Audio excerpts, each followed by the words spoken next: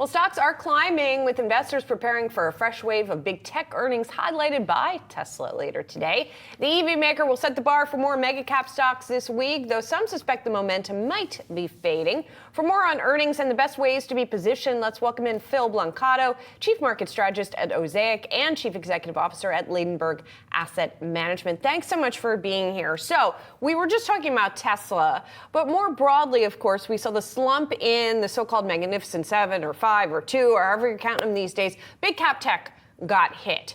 Where do you think we go from here, and how are we set up going into some of these companies' earnings? It's interesting. If you went kind of old school, you'd argue today was an offensive play for market versus a defensive play last week. But I would argue the other side of this. When things get rough, like I think the second quarter is going to be a pretty tough quarter for a lot of reasons. Slower earnings, even though so far they've been fine, but politics, geopolitics, all these things are going to make this quarter harder. Traditionally, it's a tough quarter. I think sometimes we forget the Mag 7 are very defensive. Microsoft in and of itself makes $3.5 billion on cash alone with $150 billion in cash. The same for Apple, the same for a few of the other Mag 7s, that they make so much on cash, added with their revenues are exceptional. Think about the explosion in NVIDIA's revenue. It tells you that these companies not only are the leaders of the marketplace, but they're the ones who act the most defensive. And the market realized that today, and that's why you're getting a reflective bounce from it. It's really a normal trade at a time of volatility. Pivot to your best names. Phil, could you dive into a little bit more detail on some of these headwinds that you're expecting in the second quarter here? As you know, we're early on here, but we are in the midst of the busiest earnings week of the calendar. So what should we be aware of as we head into this, and where do we put our assets as a result of these beliefs? So I'm going to argue that most of your investors on this already own those big Mag 7 names. And while if you safe to say, and I would say if you have money there and you haven't taken any profits, especially a little bounce like this, I do advocate moving some of that money away in the traditionally more defensive sectors. Why? I want to see it earn a dividend. I think the energy sector is really underpriced. The financials have really come back. They look quite strong. Have hung in here real well. So the other parts of the market that have better valuations are going to get you through the next 2 quarters. The next 2 quarters are difficult because we are seeing a gradual slowdown in the labor market. For example, you look at the number of open jobs versus the number of job people looking. That number is continuing to narrow. You look at things like flash PMI sales, why the 10-year sold off a little bit. There's some weaknesses again in manufacturing, even in services.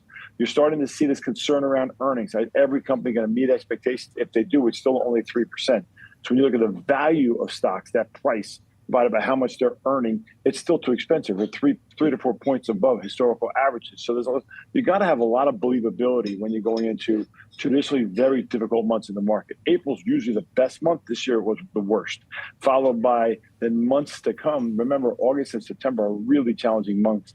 Mix in all the geopolitics we're dealing with, plus an election, plus a slowdown in earnings, which we expect going through this quarter into next. And suddenly the market's going to trade very sideways. How do you defend yourself? Earn a dividend, get paid to wait around, but don't sell out of the Mag 7s. You want balance right now. And that's where I would suggest your investors go. If you've only been in growth stocks and you've made a bunch of money, it's okay. Take a little profit here and pivot to where you get better valuations and a better dividend.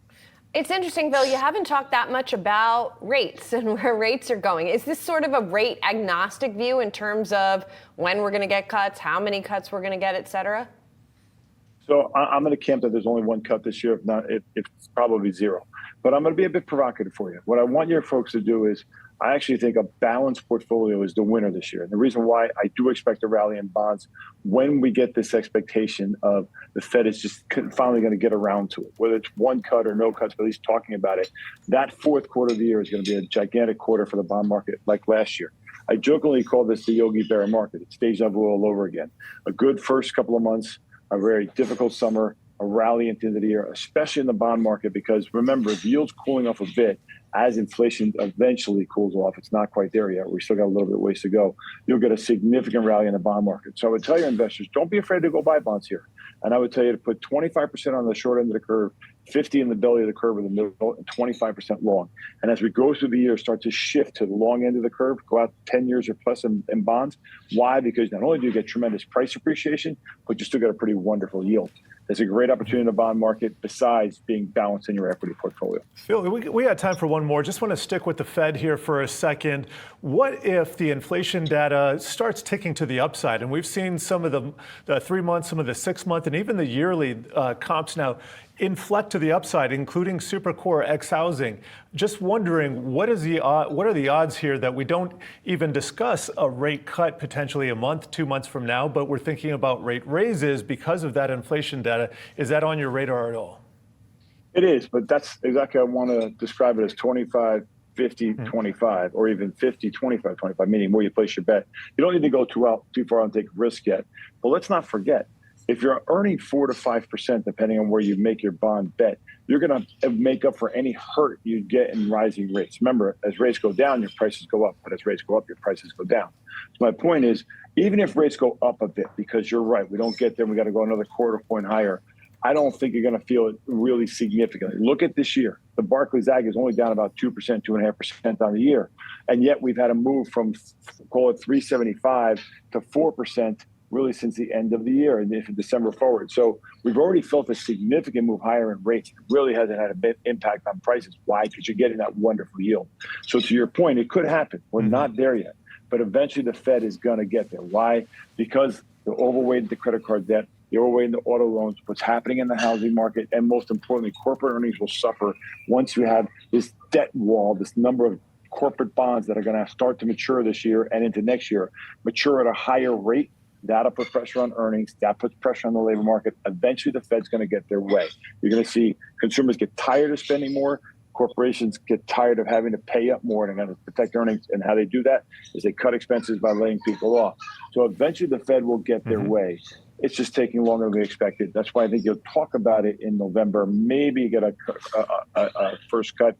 If I'm right, then inflation slowly cools down here and we go into next year. If I'm wrong, you're still going to be okay by having a longer bond duration and winning eventually on that price appreciation. Remember, the AG or the TOTL, the 20-year bond index, 20-year bond ETF, was up 20% in the last 2 months of the year.